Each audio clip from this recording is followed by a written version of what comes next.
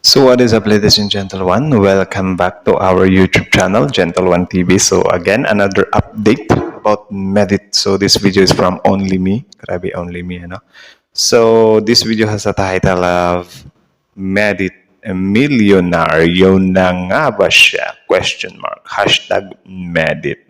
So yun, yan yung panonoorin natin. May na-curious ako grabe, may hawak na pera. Maraming pera. Sobrang maraming pera. Nakakaingit. Pengen ng pera. Hindi hinihingi ang pera, men. Pinagsisikapan yan, pinagpapawisan yung pera. So again, ladies and gentlemen, without further ado, let's watch this video together. Again, the title of this video, Medit Milyonaryo na nga ba siya? So, yeah. Only Me, support nyo yan. Gentle One TV, support nyo yan. Tapos syempre, Leche Plan Girl Vlogs, support nyo rin. Paulit-ulit natin sasabihin dito, paabutin natin ng 100,000 subscribers si Medit this year. Within this year. Okay? Kaya yan, syempre, isang pindot lang subscribe agad. So, again, ladies and gentlemen, without further ado, let's watch this video together. Start. Kulit. Merit, sinamantala at talagang marami na rin po siyang kinikita. So yan ang ating pag-uusapan for today's video. So kung bago ka pa lang sa aking channel, please subscribe, like, and pakita rin po natin guys ang notification bell upang ma-update po tayo tuwing ako po nag-upload patungkol sa Team Kalingap. And please support po natin ang buong Team Kalingap, lalong-lalo na po kila Kalingap Rap at Kuya Bat. So ngayon guys, no, itong si Medit ay usap-usapan nga po ang kanyang kasipagan at diskartehan. So makita po natin sa kanyang YouTube channel ay maliban sa mga may sponsor po siya, ay talagang malaki na rin po ang kanyang views po sa kanyang page na kung saan po ay mabit na rin po siya ng million views. Yes, mga Grabe, no? Lakas ng hatak ni Medit, ha? Kahit na ako nga rin, nung makita ko ba, sabi nila, yung ano pala, yung 50,000 subscriber pala ni Medit, min. Kuha niya lang yun within 1 month. Ganun kalakas. Diba? Pero I think dito sa 60 to 100, parang dyan siya mukhang mag-i-slow ng konti. Ano? Pero malay natin, diba? Makuha din niya ng 1 or 2 months hanggang 100,000. So ipagdasal na lang natin. Pabuti na 100,000 para yun mas lalo pang magbago yung buhay ni Medit, di ba? ganyan po ka-diskarte itong si Medit. So hindi malayo na magkaroon po siya ng ganitong karaming pera kung marunong siyang maghawak at kung patuloy po ang kanyang mga malalaking views. So sabi ka nga, kung gaano, kahit gaano pa kalaki ang yung kinikita kung hindi ka marunong mag-handle ng pera ay wala din. Pero ang nakikita ng Tama naman. Sa Facebook, grabe konti lang ng kitaan sa Facebook, min. Yung 20,000 views mo dun, parang ano lang eh. $1 and $1.50 lang. Hindi aabot ng $2. Grabe yung kuripot ni Facebook, Tuloy. naman po natin itong si Medit na talagang marunong sa lahat ng bagay at syempre mga mima ay madiskarte talaga ito. So kaya hindi malayong mangyari o makamit niya ang kanyang pangarap as soon as possible dahil may mga pangarap po itong si Medit na gusto niyang makuha ngayong taon na ito. So walang imposible kay God. Syempre dapat gamitin din po ni Medit ang pananampalataya sa Panginoon. Syempre, dasal. Huwag natin kalimutan yung dasal kasi kahit anong sipag mo dyan, anong banat ng buto mo dyan, hindi ka yayaman kung hindi ka magdadasal. Pera na lang dun sa mga taong pumapasok ng illegal, ha? Kasi syempre may kabayaran din yan eh. Mga tao na ayaw ko ng dasal, illegal agad. Pasok sa illegal, yumaman. Tapos after 1 month, boom, huli, di ba? Tumba. So yun, wag nating tularan yun. So dapat ano lang tayo dito, down to earth, tapos dasal kay God, 'di ba? Para maabot natin yung mga pangarap natin. Dahil siya po yung pinakasusi sa mga tagumpay bukod sa ating pagpupursige sa buhay, di ba? So, sana nga be humble pa rin itong si Medit at kita naman po natin na humble naman po siya at okay na okay po sa Team Kalingap. At maraming nagpapasalamat ang taga-supporters ni Medit dahil nga po sa kanyang ay malaking diskarte, no? So, ano masasabi ninyo? Kayo rin po ba ay masaya para kay Medit? Comment down, palike po ang ating video.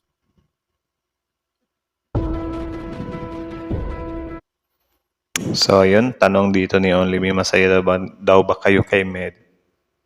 Actually, hindi ako masaya kay Medit. Kasi sobrang saya ko. Boom! corny talaga ng mga jokes ko. So yun lang naman. Only Me, support nyo yan. Original video link in the description box below. Tapos syempre, supportahan nyo yan, ha. Subscribe nyo. Also, Let's Plan Girl Vlogs. Supportahan nyo rin. Tapos syempre, our YouTube channel, Gentle One TV. Like, comment, share, subscribe. So again, ladies and gentlemen, how about you? What can you say about this video? Comment down below. So, Medit milyonaryo na nga ba siya? Siguro kung iipunin lahat ng pera niya, ay hindi pa. I think hindi pa aabot ng millions eh. Pero siguro doon sa sa part ng pagiging kalingap niya, baka may naano din siya doon ng konti, ano. Tapos, i-add natin yung sa ngayon, earning niya. Tapos, parang hindi pa siya totally milyonaryo eh.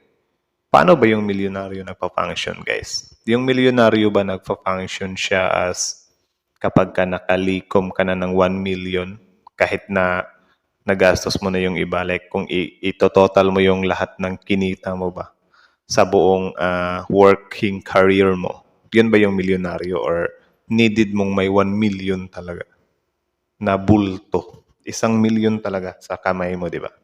I think yun yung ibig sabihin. Or baka net worth based, like for example, meron kang sasakyan na worth 500,000, meron kang business na worth 500,000. So makakonsidered ka na as millionaire. Ganon ba yun?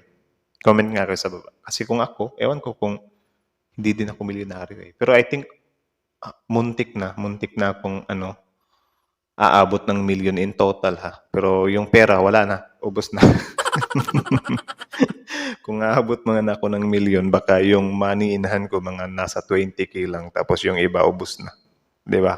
Pinambili na ng luho kung ano-ano pa. May balance pa nga, may utang pa nga. Di ba? So, yun. So, comment down kayo sa below, sa baba. Bila at below eh. So, yun lang naman. Actually, parang naano ko na to na yung pagiging milyonaryo ni Medit ay hindi pa talaga siya total na milyonaryo siya. Pero, hindi malabong hindi siya maging milyonaryo. Hindi malabong magmilyonaryo siya.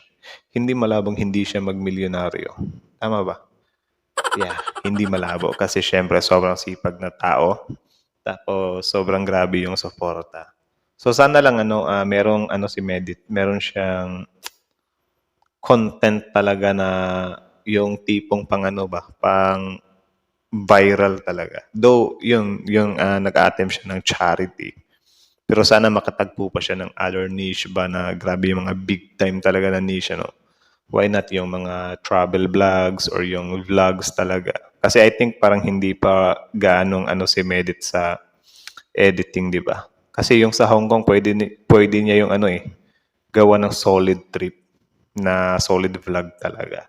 Pero I think still learning pa naman din siya. Tapos yun nga, sabay din sa pag-aaral niya, Pero yun, yung pagiging milyonaryo ni Medit, hindi malabo yun, men. Actually, sobrang napakalaking possibilities na maging milyonaryo siya. Ako nga, naniniwala nga ako sa sarili ko na magiging milyonaryo ako soon eh. Pero yun, naniniwala lang ako. Hindi ko alam kung matutupad siya.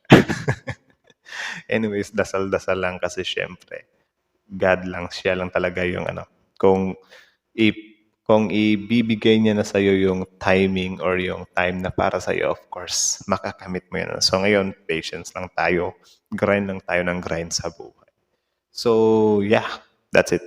Si Medit nga, sobrang workaholic nga siya, di ba? Workaholic ba si Medit? Pero masipag siya, min. Siguro dati, mas grabe yung sipag niya. Ngayon kasi parang na-add na siya ng ng pagbablog. Tapos syempre, siya pagbablog at pag-aaral. Siguro pasundot-sundot ng business. Parang ganun ba? Tapos, di ba, may secretary na nga siya, di ba? Pero yun nga, hindi siya malabong hindi maging milyonaryo. At yun din, sana ingatan niya lang din yung niya, yung katawan niya, Kasi yung pagiging workaholic is yun eh. Tawag dyan. May din yun eh. Pwedeng may consequences yun. Ako ngayon sa sobrang workaholic ko, minsan dinurugo yung ilong ko. Yung kapag sobrang tagal mong matulog. Halimbawa, ganun. But anyways, siguro ngayon lang to. Ngayon lang yung grinding stage natin para, syempre, sabi nga nila, yung 40s mo or yung life at 50s mo, dapat paghandaan mo yun at your life at 30s. Tama ba yan? Yung mag-grind ka from 20 to 30 years old, kung yung some kind outcome mo dyan, maaari mo siyang gamitin kapag nasa 40 to 50 years old ka na. Something like that ba? Para hindi ka gaanong ma-late. For example, doon ka na mag-grind sa 40 to 50, wala na. Yung katawan mo, marami ng doon, mga sakit-sakit or whatsoever. Diba?